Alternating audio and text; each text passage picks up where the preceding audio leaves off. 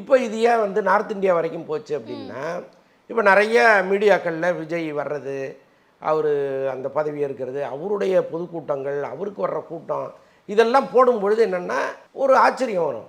அங்கே உள்ளவங்களுக்கு யார் அது திடீர்னு ஒரு இளம் தலைவர் வராரு, அவருக்காக இவ்வளோ பெரிய கூட்டம் 40,000 பேர் செத்தாங்கலாம் சொல்கிறாங்களே, அப்போ இவர் யார் என்னான்னு அப்படி உள்ளே போகும்பொழுது அவர் கட்சி ஆரம்பித்து ரொம்ப சிவியராக வேலை பார்த்தது வந்து அதிகபட்சம் ஒரு 200 நாள் கூட இருக்காது.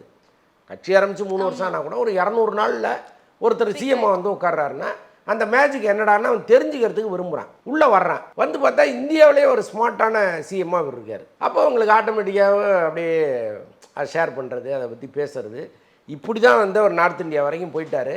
இவரை எங்கே கொண்டு போய் வைக்க போகிறாங்கன்னு தெரில. இதை தாண்டி வேறு ஏதாவது அவருக்கு தயாராகிட்டு இருக்கான்னு நமக்கு தெரியல. அதுக்கு ரூட் காரணம் கிடையாது. Okay sir. Periyar Maniammai Institute of Science and Technology, Tanjavur. B.Tech Biotechnology with specialization in computer science and biology.